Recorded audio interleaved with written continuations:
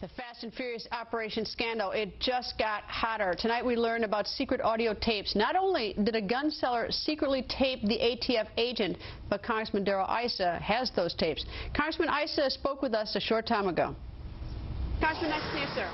Thank you, Greta. Thanks for coming out to the Hill. Happy to be here. I come here every day, as a matter of fact. All right, now you're doing the Fast and Furious investigation oversight. Tell me, is the Department of Justice 100% cooperating with you? Closer to 0%. This has continued to be frustrating that, as the Mexican government tells us publicly, they're being kept in the dark. We can't give them information from Department of Justice. We can only give them information we're getting from whistleblowers, and we're getting a lot. Why isn't the Justice Department cooperating? I assume that you send communications over to them or make phone calls and say, what's up? We try. We send communications, including subpoenas. This is one of those situations in which they haven't admitted that they let guns walk, even though there's no credible way to say that they did not just let them walk, but let them run. You have one sale, one group of sales of over 700 to just one straw buyer. What do you mean you didn't know where these things were going?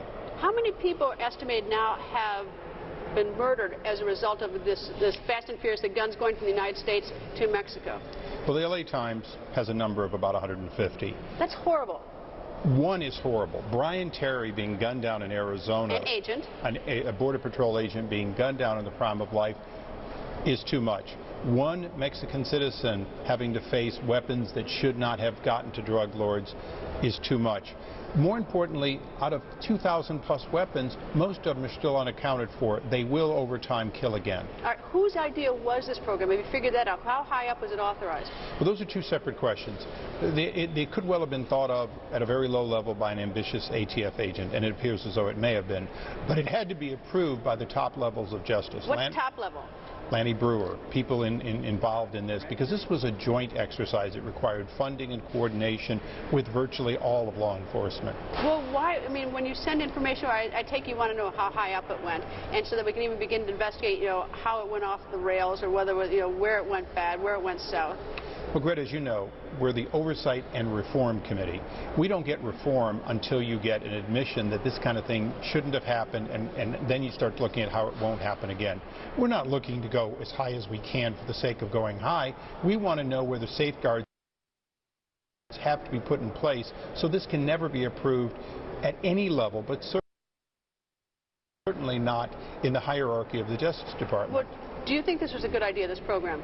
Couldn't have been worse. Okay, so doesn't it make a difference how high it goes so we know who had the bad judgment, so at least we can have a talk with the person so he or she doesn't exercise that bad judgment again? Well, the Justice Department has chosen to reassign, accept resignations of some of the people that were clearly involved. That's probably good judgment on their part. But if they cannot look inward, if the IG cannot look inward and say, here are the additional systems and people who broke down, and do the same thing, we have a big problem, especially when the Mexican government, the Attorney General and others are calling this a betrayal, and it could affect the cooperation we need in order to intercept drugs that are killing an estimated 44,000 people in Mexico due to violence. Well, here's where I sort of differ with you. Is I think we do need to know how high it went up, because oftentimes in this city, I'm not saying it happens this time, but that sometimes middle-level people are made scapegoats for decisions that are made above. So it makes sense to find out who lacks the good judgment. If this is a really bad judgment idea, and that's what you say it is, and I think many people agree, is we ought to, we ought to lay the cards on the table, find out who did, not necessarily, have someone's head, but at least know, where did this originate? Why did someone think it was originally a good idea? Where did it go south, so that we can do the reform? Well, I couldn't agree with you more. I've called this felony stupid at all levels, at any level that thought it was a good idea. Ultimately, you're right, we do need to get to the top decision maker, because that person is dangerous for having this kind of thought being an acceptable program. Again, though, the real question is, where did the safeguards break down? In Iran-Contra, we had an Ali North who went through excruciating detail of how proud he was about this and why he thought he was doing the right thing. Here, we have everyone saying it didn't happen. It didn't happen. As we get tapes, we get emails, and we get more knowledge of how widespread it was, including the deliberate denial of the U.S. ambassador in Mexico City of the opportunity to know about this program, because his ATF people didn't know it, his DEA people didn't know it, because they were kept in the dark so they wouldn't tell the ambassador. All right, well, there's a tape, though. That's one problem, right? Tell me about this tape. Well, this tape is both a solution in that it tells a lot, but it's a problem in that... What is it, though? Tell me what it is. Who got taped? The agent in charge was taped by the licensed gun dealer who was concerned that he was being set up. That was delivered to the Inspector General back in June, specifically as part of cooperation. Within virtually minutes, without the Inspector General ever listening to the tape, it was forwarded to the Justice Department, who then forwarded it to the object of the investigation, the actual agent in charge, meaning it ultimately became an obstruction of our investigation by the very people that we were looking to help us with our investigation. All right. Justice knew about it in June. When did you learn about this tape that tracks this whole little episode of selling guns? We knew about it. We had copies of it. How soon? We had it before Justice had it, before the IG had it. Before June? Before June.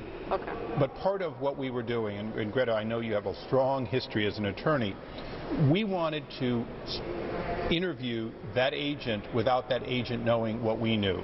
Ultimately, we've been denied that. We were delaying that evidence and that interview out of deference to the ongoing prosecutions, but ultimately we were betrayed by the Justice Department delivering it to that agent so that we no longer get a fair right to have an interview where we know things that that person doesn't. One quick question. Is this, I mean, let me use the word that we all want. Is it a cover-up?